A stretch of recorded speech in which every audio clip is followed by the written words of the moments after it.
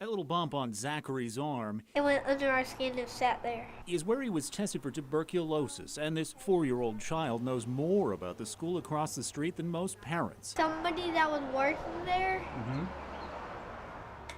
got sick. Testing began this morning, the last day of May, months after South Carolina's health department discovered a tuberculosis infection. Until this week, parents knew nothing about it. And I feel like it was way too late.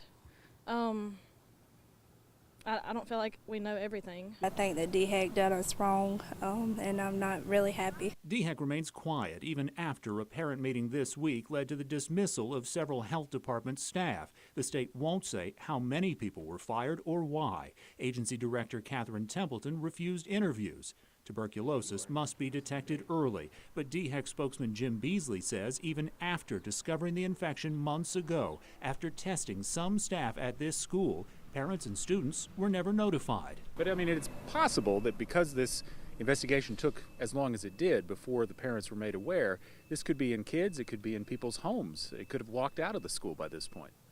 At this time, we feel that our epidemiological investigation has determined that we have identified a number of children who had been placed into an environment in which they may have been exposed. How do you convince them that this has been handled in the best interest of their children? We're taking steps at this time to ensure that we're doing the exactly the right things that we know to do in order to ensure that we're looking out for the health of the children, we're looking out for the health of the families, and we're looking out for the health of this community.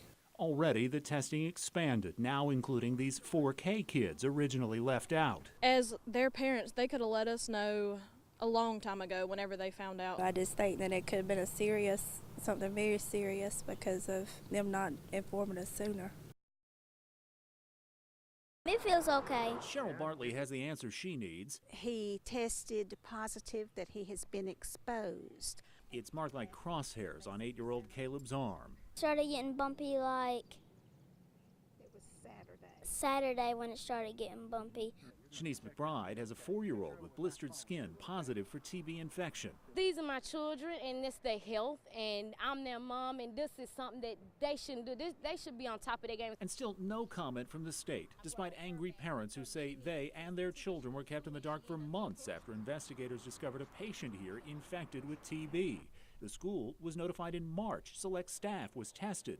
The student testing began last Friday, weeks after the state learned the infection was active and contagious. But DHEC's not going to release any numbers about who might be infected here. At this time, our nurses are still conducting the follow-up skin test readings, and so we don't have any final numbers at this point.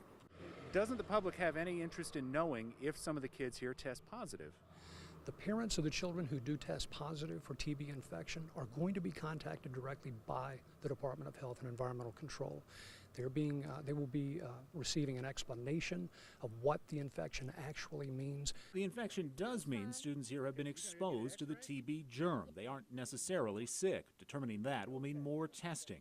Al Ross has an infected 8-year-old son. And we took him to the hospital, got his x-rays, and they got us waiting again. Parents finally have some answers, but they've lost faith in the state.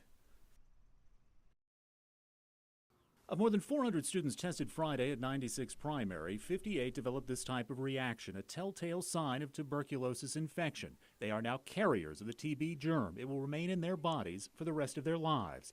8 of those students have tuberculosis disease, meaning they're sick and need immediate treatment. Even more contagious is the fear and distrust. Woodfields Elementary, one of 2 in District 50, warning parents that their students were in contact with positive cases. Parents say they can't trust information from the Department of Health and Environmental Control. It's hard to trust what they say anymore. I just don't know if I can, believe any of the numbers they put out there. After days of silence, DHEC Director Catherine Templeton is now answering those concerns. They've lost faith in DHEC. Right. What do you say to these people to restore their faith in that agency? Well, that's why I'm here. And I don't think you have ever, and if so, I would love to meet him, ever found a government bureaucrat stand in front of anybody and say, we could have done it better, we had a problem, we fixed it, and was honest about it. Templeton says the investigation was slowed because the initial index patient was uncooperative, refusing to answer questions about just who he'd been in contact with, making it hard to trace the path of infection. Meanwhile, doctors say that patient was spreading an especially dangerous form of TB. What's remarkable about this situation is not only was the index patient very contagious, but also the germ that he has been putting out there is also very virulent. That means an unusually large number of students exposed, and an unusually high percentage of those students contracted the disease. For the first time in state history, DHEC used a protective health order, essentially a forced quarantine on that index patient. Doctors claim students involved are not contagious. If you have not set foot in the 96 primary elementary school this school year, you are not at risk of being affected by this tuberculosis outbreak. A second adult is tested positive for a contagious form of the disease. This comes as many in Greenwood County are finding they can't get a tuberculosis test. These details, what it means for your families involved in my Community Watchdog report. Now, state health officials confirmed this evening a second employee at 96 Primary has an active and contagious case of tuberculosis. That's just one day after the director of DHEC told me there was only one contagious patient and the threat had been contained. The second contagious person now under orders to remain at home. There's a new investigation into all the people that person's come into contact with. Already, and these are new numbers tonight, 62 people at the school have been infected with TB. 9 students and a staff member now have the active disease. Meanwhile, there's a shortage of the skin test for members of that community.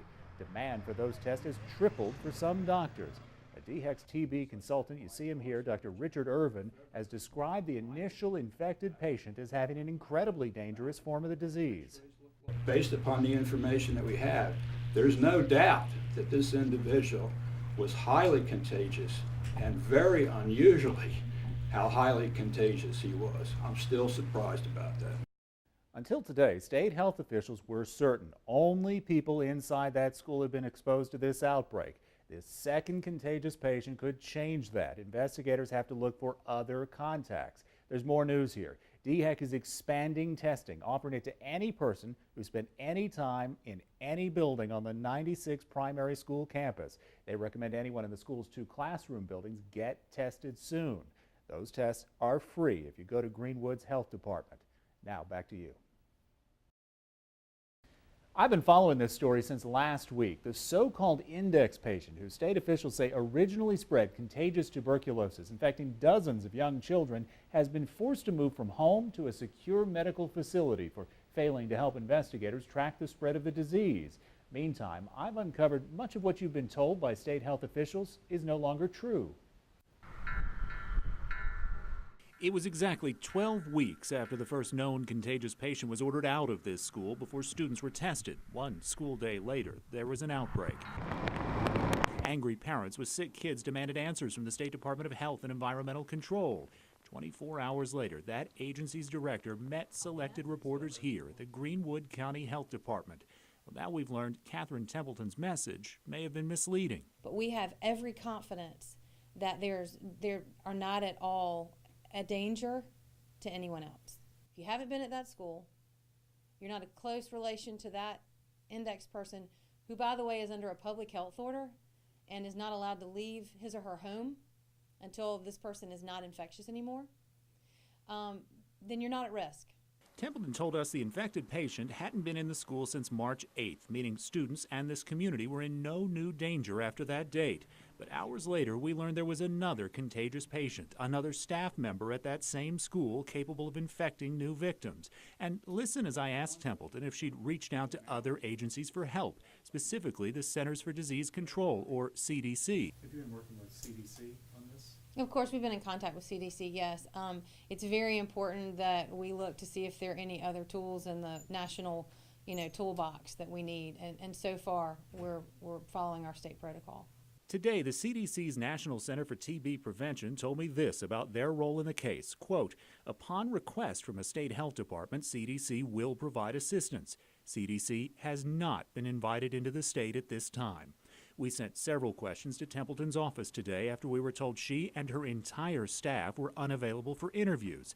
Likewise, Superintendent at Greenwood District 52, home of 96 Primary, was in his office when we came by today looking for answers about why staff took so long to inform students. Dr. Mark Peterson refused to leave his office and won't return our calls.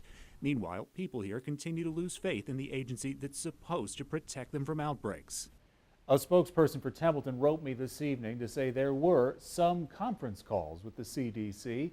A Greenwood attorney tells me he's filed a class action lawsuit against both the school district and DHEC. He already represents nearly 24 people infected at 96 Primary. Back to you. In that last week of May, the only noticeable symptoms were anger, fear, and distrust. All those parents, their children lined up for testing, upset with the state agency charged with keeping them safe and with the school itself. Now, many parents have lawyers. I didn't really detect anger as much as I detected fear. Fear for their children, fear for the other children, other people involved in this, fear of the unknown. Attorney John Newland filed one of 5 lawsuits against DHEC last week, all demanding a jury trial and compensation for what they call gross negligence. One saying, quote, despite actual knowledge of the imminent danger of infection, DHEC personnel failed to investigate, protect, test, or even warn. There are new details here. DHEC told me they learned of an infected staff member March 8th and ordered that person banned from the building. But these lawsuits claim the person who tested positive had been allowed to return to the school on many occasions. And when did the school find out? One lawsuit claims by March 27th, the defendant school district was aware that one of their employees was infected with an infectious disease. Another says Superintendent Mark Peterson confirmed that DHEC tested some staff members during spring break. That's weeks before students were notified May 28th. So patients in Greenwood are suing you, the taxpayer, for damages. What do you say to people who watch this story? They see, here's a lawyer looking to get money from the state, which is taxpayers, for this. Aren't you just cashing in on taxpayers on this? No, that's not the purpose of this lawsuit. It's not about money. It's about making sure that DHEC, like other governmental agencies, do what they're supposed to do in a timely manner, because that's their job. Here's where this stands. Last week, a judge issued a restraining order, which I have a copy of here, against DHEC. It orders them to open the Greenwood County Health Department on Saturday and Sunday so the infected students can keep getting their medication. DHEC hasn't responded to my questions about these lawsuits. Back to you. How did it go from the classroom to the courtroom, from one infected employee at this small primary school to state lawyers defending the way your state handled or mishandled the outbreak? DHEC's gross mishandling of this situation. When tuberculosis broke out, communication broke down. And they are discovering new cases every day. You know, one would think that DHEC would want to be involved. That DHEC would want to be involved until they get this outbreak of tuberculosis under control. It is our position that there's a right way to do that and a wrong way to do that. Attorneys for some infected patients argued the state health department put students in danger, saying the agency was slow to warn them of exposure and failed to protect them from illness. 10 days ago, this judge, Eugene Griffith, issued a restraining order forcing DHEC to open on weekends because patients said they couldn't get their medicine. In court, that same judge said the community's distrust of DHEC is a top priority. We want this community to be healthy again, and healthy starts with trust, but with good medical treatment second. But state attorneys say DHEC is following the rules, claiming they simply followed this doctor's advice. We're all here with the same interest in mind, which is to protect the community of 96 in the midst of an outbreak of tuberculosis. But it's a lack of communication that's made this outbreak worse. The state says the first infected patient refused to talk with them. Patients say the state has been slow to talk about their treatment and the risk at large. If anything, the judge may force both sides to start talking. To get this outbreak in Greenwood County contained, identified, and treated, everybody needs to be doing everything they can to do that in the community. And that's, I'm going to encourage y'all to do that.